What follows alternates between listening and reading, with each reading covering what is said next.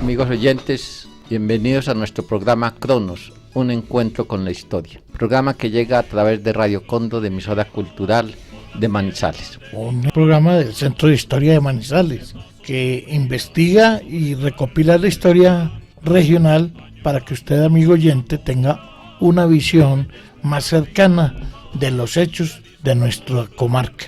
El programa pasado habíamos dejado más o menos en la época de 1860 y habíamos dicho que hoy hablaríamos sobre los conflictos armados que hubo en esa época, las guerras civiles.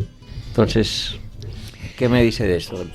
A ver, sí, habíamos hablado que Manizales rápidamente se había convertido en una ciudad de frontera y que se había vuelto prácticamente un baluarte militar, es decir, un fortín militar, hecho que la convirtió en una población muy activa en comercio y en actividad social. Pero se nos olvidó mencionar que la primera guerra civil que tuvo Colombia en 1830, que fue la famosa sublevación contra el gobierno de el hermano de Tomás Cipriano de Mosquera, eso Manizales no estaba ni siquiera fundado, ni se pensaba que por aquí iba a haber algo, es decir, ahí no tuvimos ninguna participación. Luego de esa guerra viene la famosa Guerra de los Supremos, que es en la década de 1840, concretamente en 1842. Ahí vemos destacada actuación de muchos personajes que tuvieron que ver con la fundación de Manizales,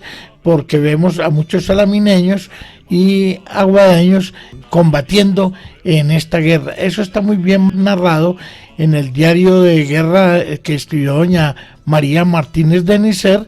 Vemos personajes ya que vamos a ver cuando Manizales es un poblado. Por ejemplo, a Elías González Villegas. Vemos algunos personajes de Salamina. Vemos al general Braulio Henao cuando apenas era un pequeño sargento, es decir, un hombre que apenas está empezando sus lides militares. Esta tampoco tiene que ver nada con Manizales. Recuerde que Manizales fue fundado en 1849. Dijimos en el programa pasado que el primer conato de actitud bélica es cuando la dictadura de Melo, en el año de 1854, aquí un señor de apellido Albarracín se había hecho un levantamiento a favor de esa dictadura y había intentado tomarse la guarnición militar que había aquí, que en ese año era escasa, muy poca, parece que eran unos 4 o 5 agentes de policía y no más, y fue repelido por los vecinos y por una guardia armada civil que se le enfrentó y no se quiso plegar a la actitud de este señor Albarracín.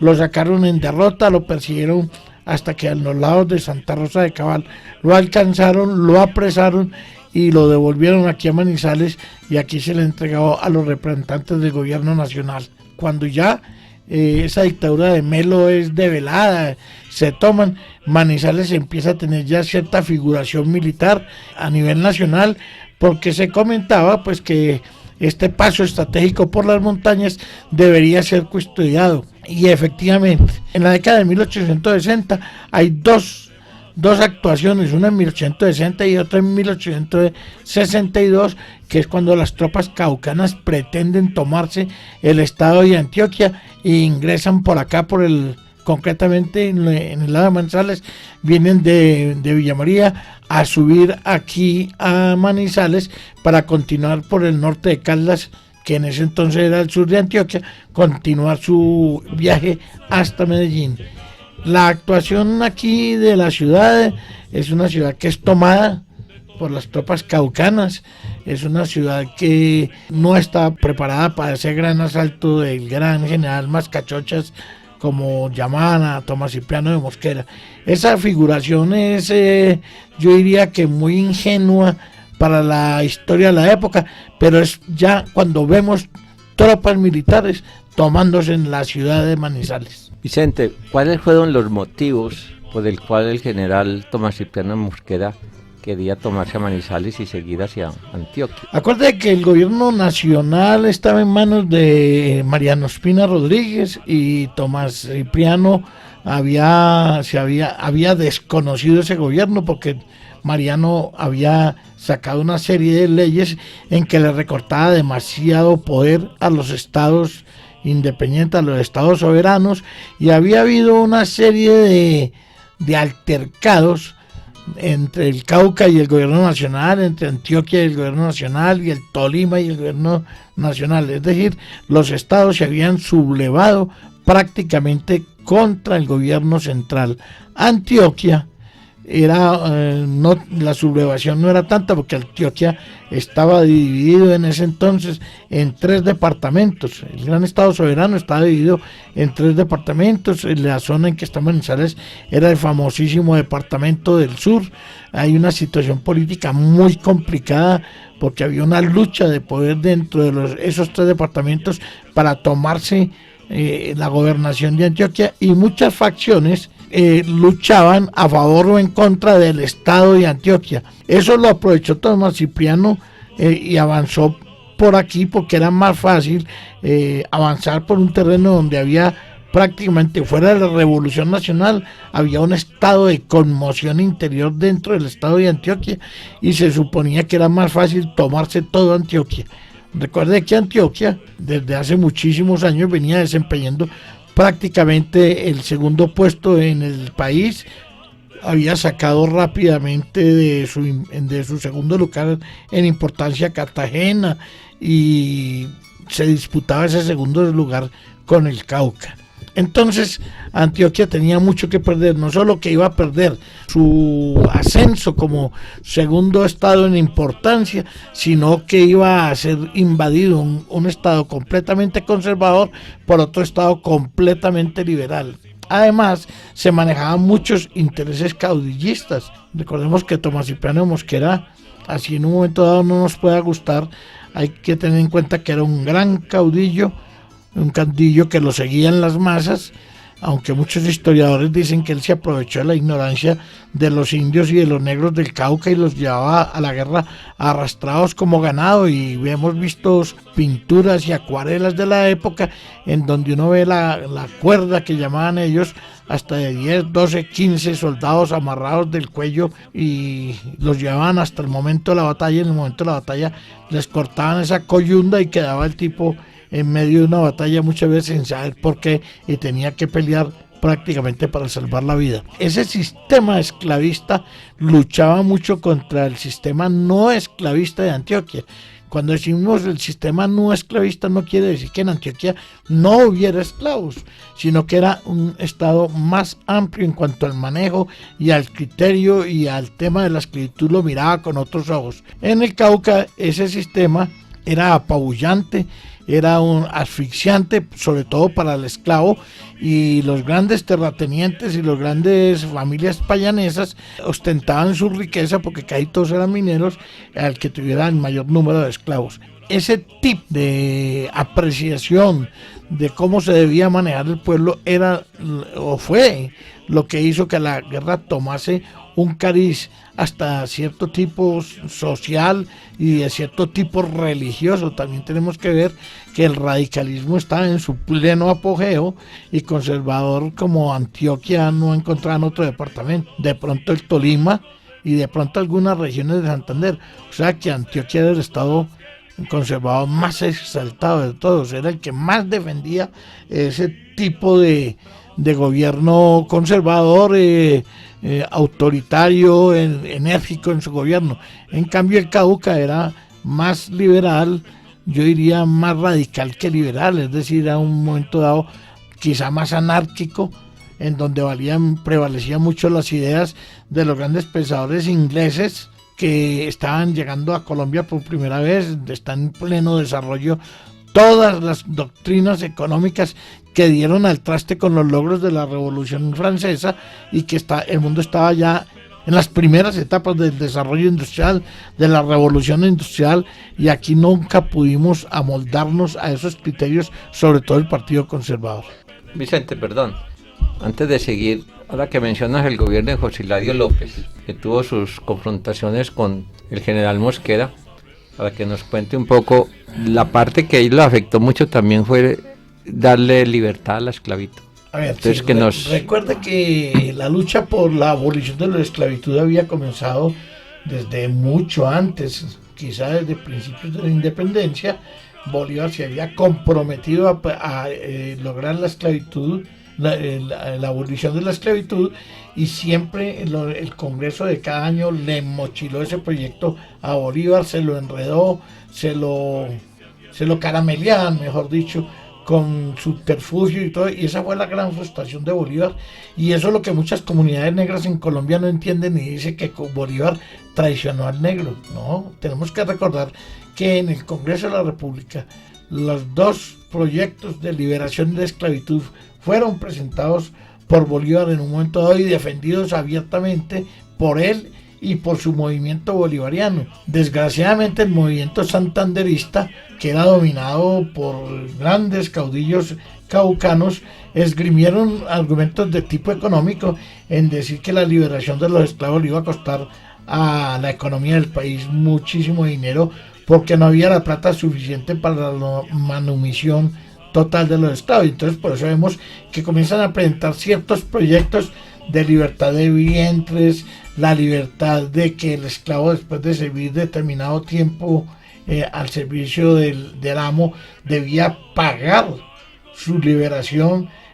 Todo eso fueron subterfugios que la época y el mundo fueron cambiando y obligaron a que en 1852 Colombia aboliera totalmente la esclavitud.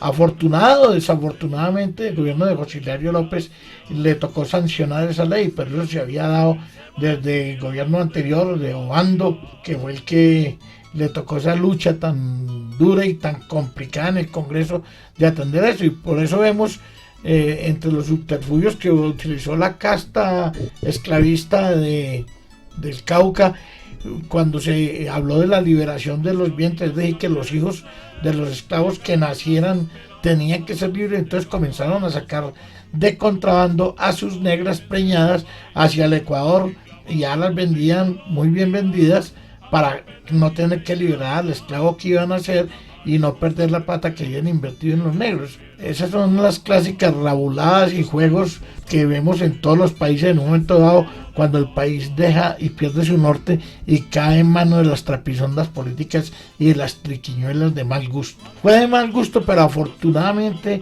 el mundo avanzaba. Inglaterra había puesto severas condiciones a todos los países del mundo en donde todavía había esclavo, y logró que la liberación de ellos se fuera dando no tan acelerada como se pensaba, pero sí que se fuera dando en diferentes países en muy corto tiempo. Pero tenemos para decir que Colombia fue uno de los primeros países de América que dio la libertad absoluta de los esclavos, un proceso, como vuelvo y digo, muy complicado, muy arrevesado en muchas cosas, pero que tardó casi 50 años para que los esclavos alcanzaran la libertad absoluta, después de haber presentado por primera vez el proyecto en el Congreso. Creo que fue de Angosturas donde Bolívar habló por primera vez de la libertad de los esclavos. Con esta revolución de 1860 y el conato de otra revolución, pero que era la continuación de la misma del 60, o sea, la de 1862, tenemos pues que ahí sí se consolida Manizales como un fortín político, en donde todos los militares de carrera y el alto gobierno central en Bogotá se dio cuenta que para cualquier movimiento de tropas que hubiera ocurrido entre el centro y el occidente del país, entre el sur y el norte del país, todas las tropas tenían que pasar por Manizales impajaritablemente, es decir, las únicas trochas, por no decir caminos, porque yo nunca he creído que en esa época hubiese caminos, sino eran unas trochas más o menos bien transitadas que pasaban por Manizales, y era absolutamente indispensable ponerle cuidado a ese nudo de comunicaciones que se dio a mediados del siglo XIX, que se llamó Manizales. Nudo de comunicaciones que hay que recalcar una vez más que se convirtió rápidamente en un fortín militar, en una ciudad en completo apogeo y desarrollo, en donde se dieron cita gente de muchas partes del país por una u otra razón, tanto militares defendiendo el gobierno como militares atacando al gobierno. Grandes periodistas y viajeros extranjeros pasaban por aquí hacia una u otra parte y la ciudad empezó a conocerse en todo el ámbito nacional y en mucha parte del ámbito internacional, especialmente en Europa. No podemos olvidar que por aquí pasaron los grandes franceses, los grandes viajeros franceses y alemanes, que en esas crónicas que escribieron los extranjeros narrando las peripecias y sus aventuras en Colombia, siempre está figurando Manizales en un sitio preferencial. Bueno, Vicente, retomemos el año 60. Habías dicho que las tropas de Tomás Cipriano de Mosquera venían con los que se llamaban los famosos negros caucanos. Los negros patianos que venían del Patía. Entonces, y aquí nos dejó mucha herencia esa parte de que se llaman los negros. Pero entonces, ¿cómo formó Mascachochas su ejército? Mascachochas formó su ejército principalmente con esclavos de sus haciendas y con empleados o hijos de sus empleados, de sus mayordomos y aprovechó y vuelve y le comento que recogía en las grandes planicies del Patía toda esa indiada y toda esa negramenta que estaba en sus asentamientos naturales y los arrió como arriando ganado y los traía a combatir en sus ejércitos. Indudablemente Mascachochas fue un líder, ya lo he dicho 1000 veces, un hombre de una explosión vital muy interesante, en el que se han escrito demasiadas biografías. Hay una que tiene un nombre que le llega muy bien al personaje, ese libro se llama El demente exquisito. Es una verdad, Mascachochas era un loco, lo dicen todos sus hermanos, sus sobrinos, sus hermanas, los militares de la época, los gobernantes de otros países se quedaban sorprendidos de la velocidad mental y de las locuras que hacía Tomás Cipriano de Mosquera. Pero también hay que reconocer que Tomás Cipriano de Mosquera, por ejemplo, una de las cosas más interesantes que hizo fue que trajo los primeros ferrocarriles a Colombia. Él fue el que firmó el convenio con los Estados Unidos para hacer el ferrocarril de Panamá a Colón, convenio pues que se aprovechó 50 años después para que Estados Unidos se aprovechara de esa vía para anexarse a Panamá, aduciendo que no era seguro el tránsito de los ciudadanos americanos por el canal.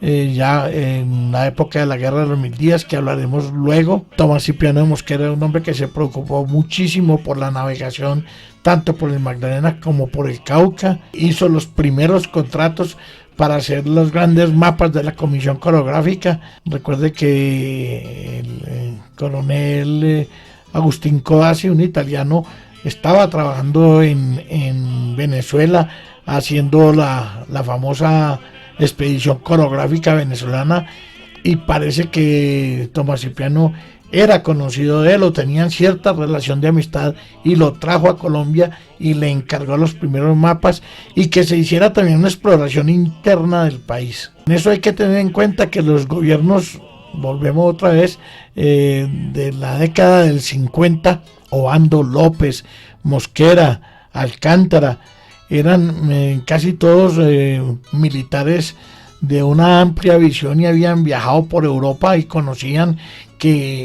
o sabían mejor que conocer, que un país que no conociera sus fronteras interiores era inaudito, y todos se preocuparon por hacer expediciones, por hacer comisiones científicas que mostraran por lo menos lo de su provincia.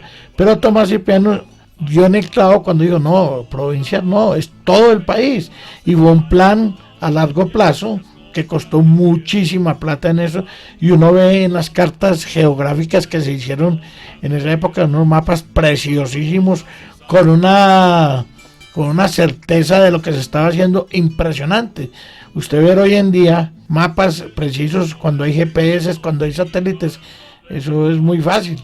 Antiguamente era un hombre con un machete, una brújula y dos vaquianos caminando por un monte y trazaron los hitos y los puntos referenciales para muchas cosas, y los mapas que uno ve en la Biblioteca Nacional y en el Archivo Nacional son casi exactos a los que se hacen hoy con satélites. Eso es una proeza. Acuérdese, volviendo a tomar el cuento de los ferrocarriles, que Tomás Cipriano trajo muchísimos ingenieros ingleses, franceses, alemanes, belgas, a ver y a trazar caminos de hierro, como se llamaba en ese entonces, no se hablaba de ferrocarriles, y a trazar también puertos, la ampliación de los puertos de Cartagena y de Buenaventura que hizo durante el gobierno de Tomás Cipriano. Fue una cosa impresionante. A Manizales le toca como de rebote ese esplendor, ese florecimiento del gobierno nacional. Y fuera de eso, al mismo tiempo estábamos en guerra. No había una década que no tuviera una revolución que asolaba y arruinaba a todo el mundo, pero que cada que había una batalla, ese movimiento de ejércitos hacía que mucha gente conociera regiones que nunca en su vida había pensado visitar. Ese movimiento de tropas hizo que muchas personas quisieran colonizar otras partes del territorio nacional. Yo digo que esas guerras, más que daños, fue un fermento de revolución del pensamiento, no solo una revolución política, sino del pensamiento y de la forma de concebir un país. Y usted ve los grandes documentos, y cuando uno lee las actas del Congreso de esa época, uno se impresiona oyendo hablar de proyectos que eran un sueño. Se habla por ejemplo, del canal entre el Atrato y el Troandó, que son una selva inexplorada en ese entonces, y ya Bolívar había empezado a hablar, y eso se había archivado hasta que Tomás Cipriano volvió a retomar muchas cosas y se reexploró la selva chocuana por mucho. Acuérdense de ese gran movimiento hacia el Orinoco y hacia el Amazonas, que hicieron que Colombia tuviera como un conocimiento que nunca antes había tenido de sus fronteras interiores, porque es que a nosotros qué nos importa que la frontera sea en Villa del Rosario, en Cúcuta, si no sabíamos que había del Villa del Rosario para acá.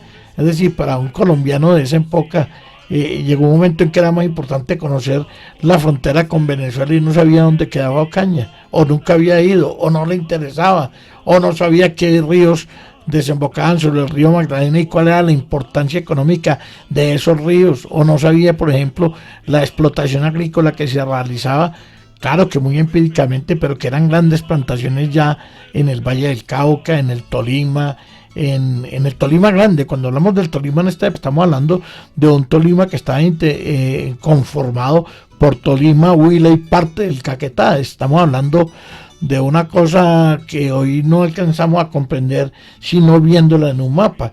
Entonces eso fue lo que lograron esas guerras decimonónicas, pero en la mitad, porque es que también hay guerras en 1875, tenemos en 1885, tenemos en 1895 y tenemos por último la del año de los 1000 días, que es de 1902 en adelante. Entonces, para muchos muchachos, cuando uno empieza a hablar de eso, ellos sacan la conclusión de que el siglo XIX nos lo pasamos en guerra, y eso es cierto. Y esas guerras, a pesar de que arruinaron muchísimo el país y que nos atrasaron en muchos aspectos, también nos hicieron conocer muchas partes del país que no se hubiesen conocido de otra forma sino en una guerra, porque el desplazamiento de esos ejércitos hubo que hacerse llevando geógrafos, llevando historiadores para que fueran viendo y explicándole a la tropa que allí más adelante quedaba la montaña tal, el río tal, y que debían prepararse, que en esa planicie no había nada fundado, o sea que tenían que llevar vituallas para 4, 5, 10, 20 días. Esa necesidad de exterminarnos entre nosotros mismos, que ha sido natural en nuestro medio colombiano. Es decir, que nosotros tenemos una tecnología muy grande para matarnos los unos a los otros. Eso no es nuevo, pero eso mismo ha hecho que el país se sacuda interiormente. Yo en cierta forma digo que la teoría del caos es una teoría interesante. Del caos sale el orden y del orden no sale caos. Del orden sigue el orden. En cambio del caos sale el orden. Eso es una apreciación filosófica que hay que mirarla con mucho cuidado. Tampoco quiero pues ser un exégeta de la revolución y de la guerra, no. Digo que la guerra, en todos los momentos de la humanidad, ha traído unos adelantos que nunca se pensó en ellos, adelanto en la medicina, adelanto en las comunicaciones, adelanto en la forma política de actuar, en la forma de pensar, en la forma de la lucha política también. Hemos dejado ya esos grandes debates en el Congreso tan incendiarios y tan peligrosos en un momento dado que ocasionaron revoluciones. Hoy en día hay otros tipos de debates en el Congreso en donde escolla es la mezquindad, la traición, la bajeza. Eso que vemos hoy en día en nuestro Congreso no es para mostrar, yo diría que era para ocultar. Pero llegará un momento en que todo eso se supere y esa página, lo más seguro es que cuando la volteemos haremos unas evaluaciones y sacaremos unas conclusiones que nos llegarán a ser un país muy distinto. Vicente, déjeme hacer unas acotaciones, algo que tú mencionaste, como apuntes. Si uno estudia todo ese recorrido del siglo XIX, se dice que Colombia apenas 3 años antes de la Guerra de los Supremos, que fue en el 42, se podía decir que estuvo en una paz. Si cogemos cada década del siglo XIX, tenemos unos espacios para hablar sobre guerras civiles. Todo el espacio, todo ese siglo XIX estuvo... A ver, José hermano, usted tiene razón, y perdóneme que le corte. Estamos hablando de las guerras civiles generales, sí. Porque dentro de cada estado habían sus guerritas y habían sus levantamientos de determinadas poblaciones contra la gobernación, por ejemplo en el Cauca contra el gobierno de fulano de tal en el Cauca. Acuérdese que en Antioquia vemos la famosísima revolución de Borrero, que es entre 1856 a 1860, que aquí también tuvo su coletazo, claro que fue más importante en Salamina y en Aguadas, pero aquí también sufrimos de eso. O sea que estuvimos, como usted lo dice, en todo el siglo XIX. Yo diría que no tuvimos 12 o 15 años de paz verdadera. O estamos en una gran guerra civil, en una gran guerra internacional. Recuerde que también tuvimos guerras internacionales y fuera de eso las revoluciones generales. Recuerde que nosotros tuvimos guerra con el Ecuador, que nos pretendió invadir, que fueron vencidos en el Portete de Tarqui, en la batalla del Portete de Tarqui. También tuvimos unas confrontaciones muy duras con los peruanos.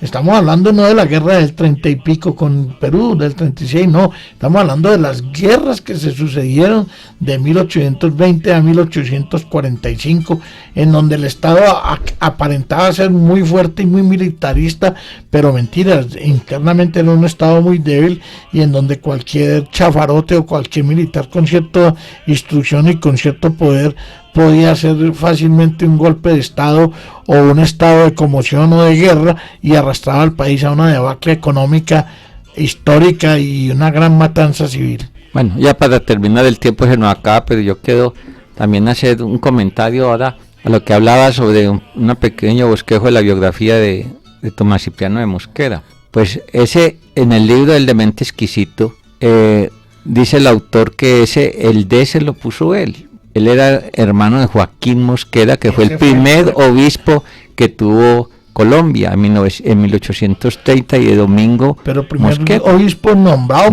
por el gobierno colombiano, aprovechando las famosas leyes de patronato, que era una prebenda que tenía el Estado español. Y recuerde que tuvimos demasiados problemas con el Vaticano, sobre todo Bolívar y Santander, para que el Vaticano entendiera que el gobierno republicano iba a hacer uso del derecho del patronato, pero que no queríamos una guerra religiosa ni queríamos enfrentarnos con el Papa, hasta que el Papa entendió que lo que se quería era reorganizar las diócesis y que se quería era avanzar. Eso es una cosa muy complicada de la gran diplomacia internacional de Colombia. Bueno, entonces era para hacer la acotación de ese de Mosquera, se lo puso él. Él en sus viajes de Europa, él vio que el D le daba altura, según el autor pues del libro de Mente Exquisito. Ser D, el conde D, el marqués D, él dijo, se puso el apellido. Sí, él pretendía ser muy noble. Muy noble. Entonces esa era la acotación. Pero pues, acuérdate que él descendía de una de las casas reales de España. Acuérdate que él era primo de una señora muy importante de la corte de Napoleón III, y él estuvo allá en París y allá, con ella. En todo el siglo anterior, el 19, no antes del 19, estudiando las cortes, todos eran el D, se ponían esa preposición, porque daban el lugar y el sitio a que pertenecían. Eso se fue perdiendo, los apellidos también, el de Hoyos, el de Salazar, el de Arango. Nos quedan un poquito de, pero eso es tema para otra. Amigos oyentes, muchas gracias por habernos dejado decir estas pequeñas disquisiciones que seguramente los hará pensar y los hará cuestionar muchas de las cosas que nos han enseñado en la historia tradicional. Recuerden, la historia es una materia cambiante, es una materia de especulación y es una materia para ser interpretada. Nadie ha dicho la última palabra en la historia. Donde fue huésped nocturno el Sebastián de las Gracias, donde fue huésped nocturno el Sebastián.